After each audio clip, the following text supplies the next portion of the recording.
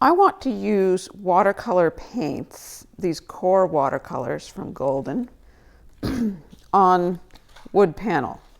So fortunately, Golden makes a ground that is absorbent called Absorbent ground, and I can apply this to the wood panel just directly. It's kind of like a gesso, but when it dries, it's absorbent. So this is a 6x6 cradled wood panel from Blick. So you can also apply this to canvas and get a really lovely watercolor surface. There, so I'm going to let that dry, and it takes a minute to dry, and then I will apply a second coat. So this coat is thoroughly dry now, and I'm just going to put another coat of this absorbent ground.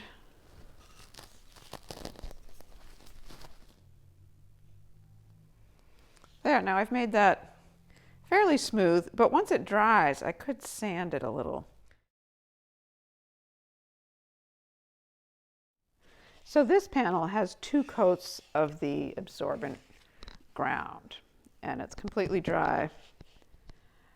I'm going to just make a little bit of a wet line here. See if I can do kind of a wet in wet.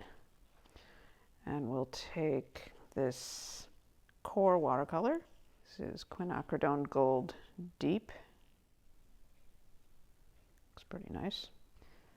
Boy, these colors just have so much pigment in them. They're pretty brilliant.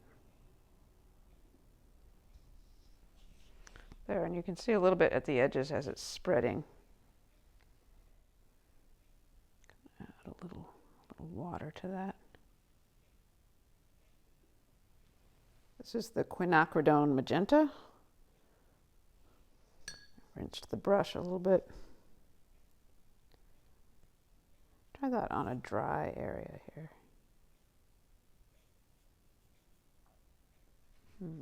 I don't ordinarily paint in watercolors, so I don't have a go-to technique for it or anything.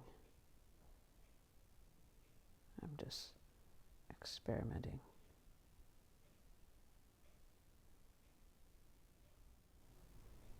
It's nice how you can soften up an edge even after it's dry.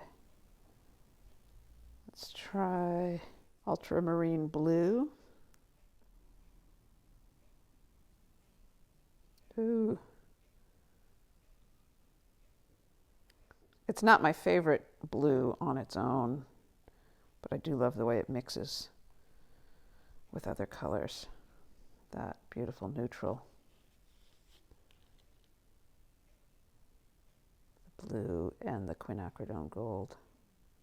I could try mixing on the palette ultramarine blue with a little Quin Gold. Oh yeah. This is a kind of brush I'm fairly unfamiliar with. Kind of floppy and round and holds a lot of water. It's a Princeton Neptune number 4. Let's try the Hansa Yellow Light. That's one I don't use that often. Yeah, it's very lemony, isn't it? See if I get a little ultramarine in there. Got kind of a yellowy green. So you can see how rich these colors are. It just doesn't take very much. One thing I like about watercolors, which is different from acrylic, is that you can then scoop up these little bits of color and save them because you can re-wet them. These core watercolors, this is the pack of 12 that I have. They come with kind of a built-in palette on the lid, and as you can see, mine still has paint in it. So let's just look and see how that Yeah. You can just re-wet that.